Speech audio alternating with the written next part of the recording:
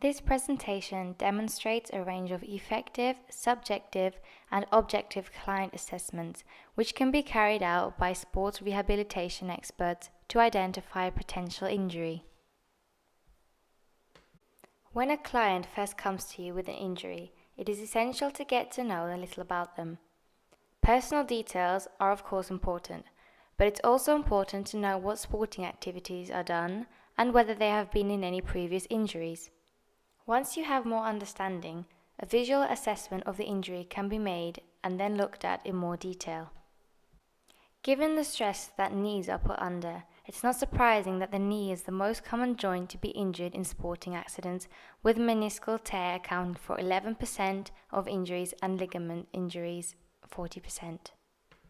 The first things to look for are possible deformation or dislocation and any obvious signs of bruises or discoloration to the injured area.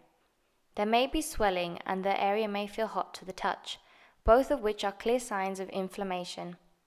One should also look out for scars from previous injuries or operations. For joint injuries, a comparison to the non-injured joint should be made.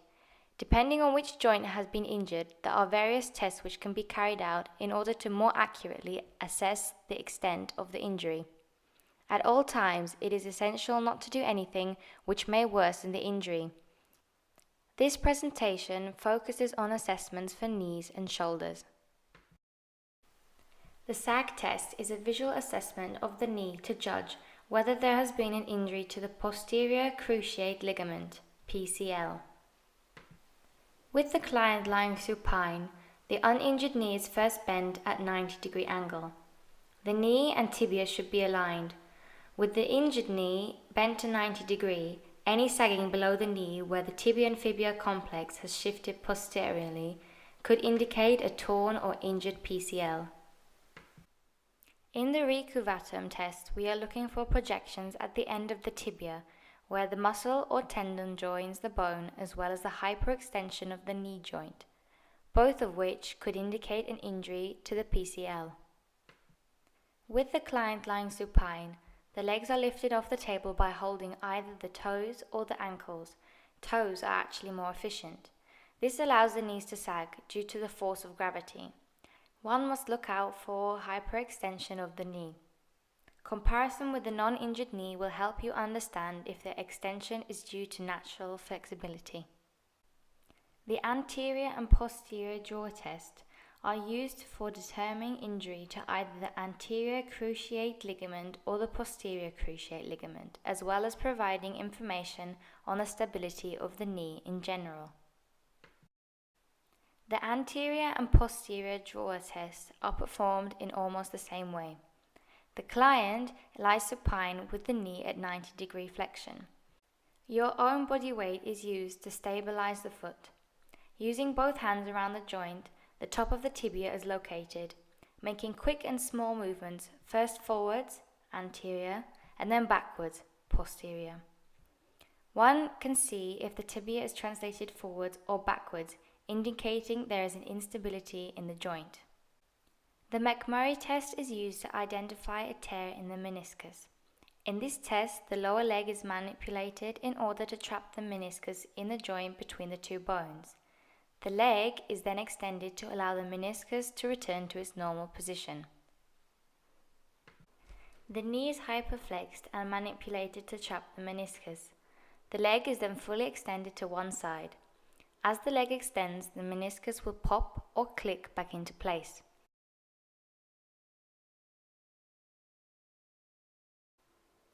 This is repeated, extending the leg to the other side of the body.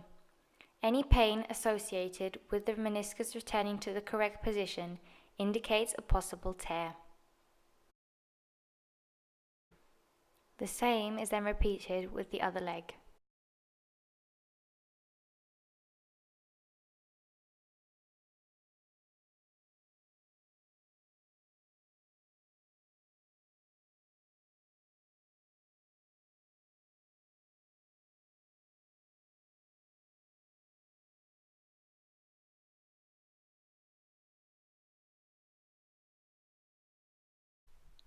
The valgus stress test is used to help diagnose injury or complete tear in the medial collateral ligament on the inside of the knee joint by putting sideways stress on the knee.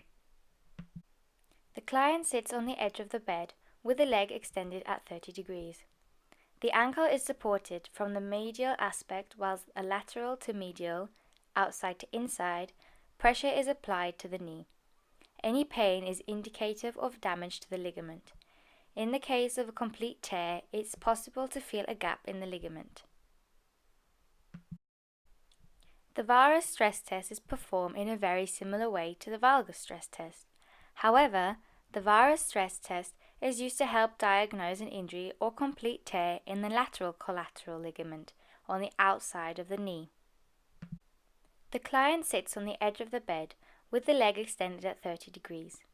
The ankle is supported from the lateral aspect while medial to lateral, inside to outside, pressure is applied to the knee.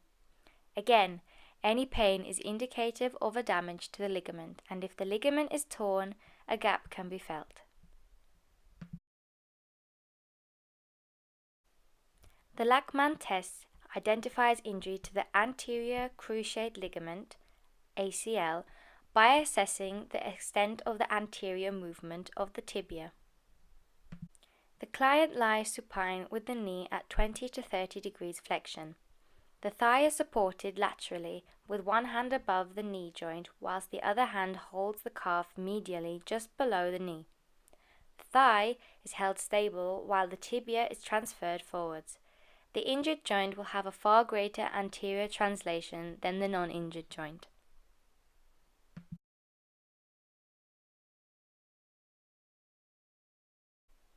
Next are the shoulder assessments.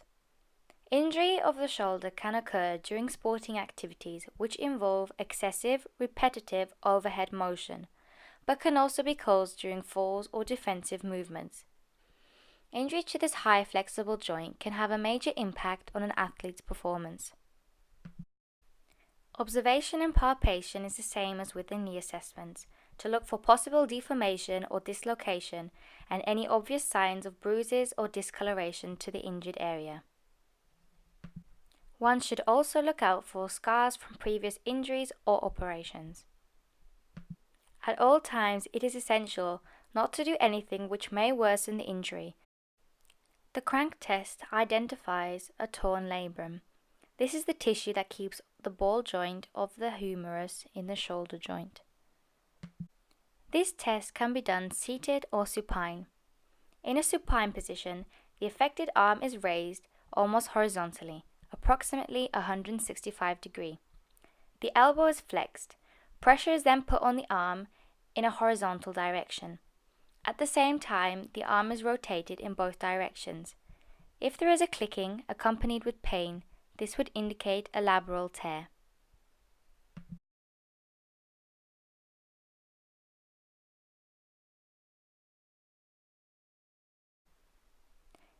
The apprehension test is used to assess stability in the shoulder joint. The client lies supine at the edge of the bed. The affected arm is brought over the edge of the table to a position with a 90-degree shoulder abduction and a 90-degree elbow flexion. The elbow is supported with one hand, while the upper arm is used to slowly rotate the arm externally. If the client has pain, resists further movement, or shows any apprehension, this indicates instability in the joint and a possible dislocation.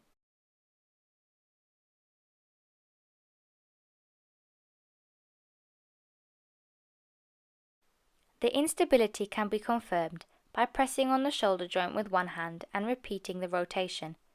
If the range of movement is improved, it is a definite sign that the shoulder joint is not stable.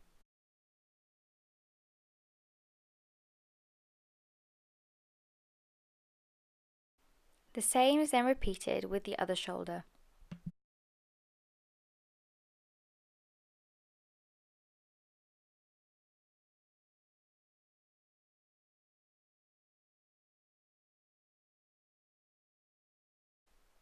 The relocation test can be used to assess if there are any problems or instability in the shoulder joint. The client lies at the edge of the bed. The arm is extended sideways and then physically rotated internally and externally afterwards to the maximum. Anterior pressure is then applied to the proximal humerus. This is the upper part of the humerus closest to the shoulder joint. Any pain which is relieved when the posterior pressure is applied to the same area is indicative of a problem in the joint. This can be repeated at increasing angles of abduction.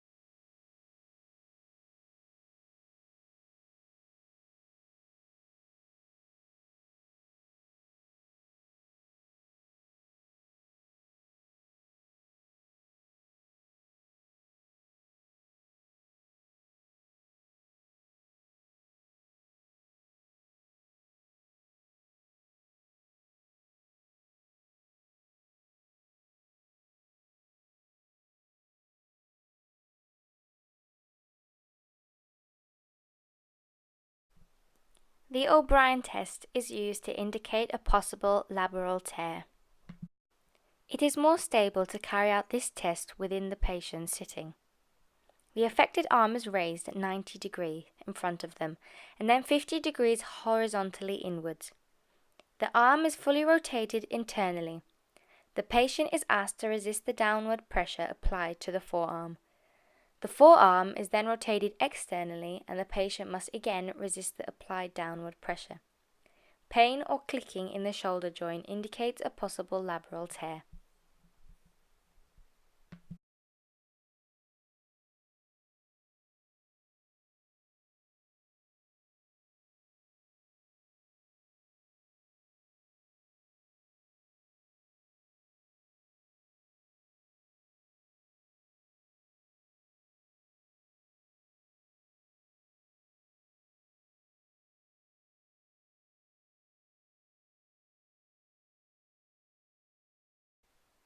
The anterior draw test helps diagnose the anterior instability of the shoulder. Load is applied to the humeral head and the range of movement is evaluated. The patient lies supine with the shoulder just over the edge of the bed. The arm is extended out to the side. Pressure is applied to the proximal humerus. A low amount of movement indicates high stability and vice versa.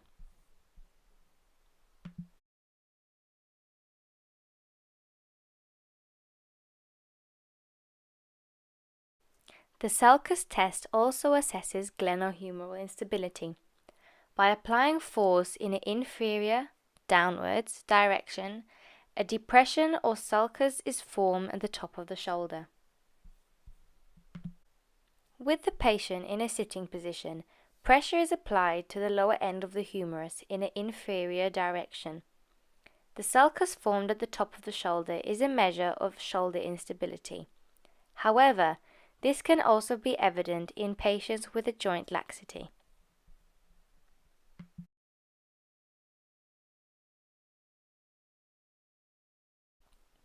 A range of different techniques for assessing potential injuries to both knees and shoulders have been demonstrated. However, each technique should not be relied on individually.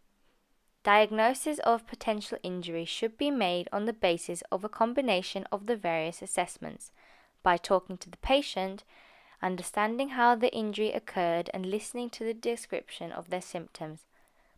The patient should be fully informed of the outcome of the assessments and of any diagnosis made. Further treatment and procedures should be discussed with the patient.